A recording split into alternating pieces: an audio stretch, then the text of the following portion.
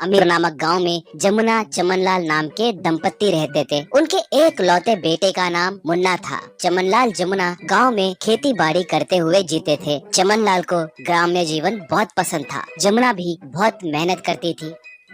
एक बार जमुना चमनलाल से, ए जी, हमारा बेटा मुन्ना अब शादी के लायक हो गया है, उसकी शादी करेंगे जी। अच्छा रिश्ता देखने के लिए पंडित जी से कहिए। बोली तो चमनलाल, ठीक है, कल ही पंडित जी से उसके बारे में बताऊंगा। कहा।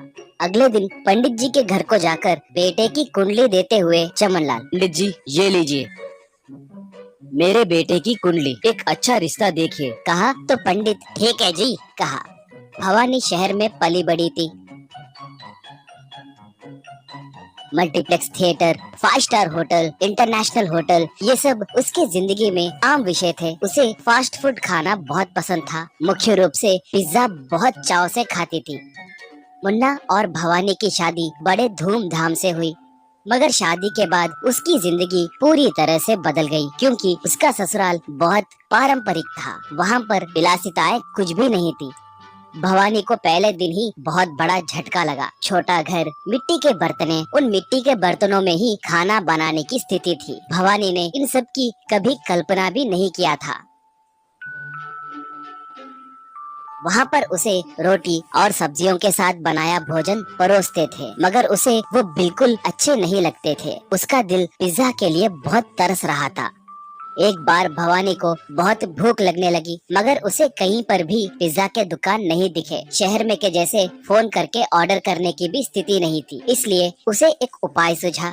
उस दिन शाम के समय वो अपने सास के पास जाकर, सासू माँ, मुझे पिज्जा खाने का मन कर रहा है, बना कर देंगी क्या? बोली तो सास, वो कैसे बनाते हैं एक बार दिखाओ। बोली। भवानी यूट्यूब में पिज्जा कैसे बनाते हैं सासू माँ को दिखाई। उसे देखकर जमुना मुस्कुराते हुए, मुझे पिज्जा का मतलब पता नहीं, मैं गांव के अंदाज में बनाकर दिखाऊंगी, कहकर बोली। यूट्यूब में दिखाई जैसे आटे का घोल लेकर उसे पिज्जा के आकार में करने की कोशिश करने लगी। उसके बाद मिट्टी के चूल्हे के ऊपर पिज्जा को रखकर रसोई में से सब्जी, पनीर और दूसरे मसाले डालकर बहुत अद्भुत तरीके से पिज्जा बनाई।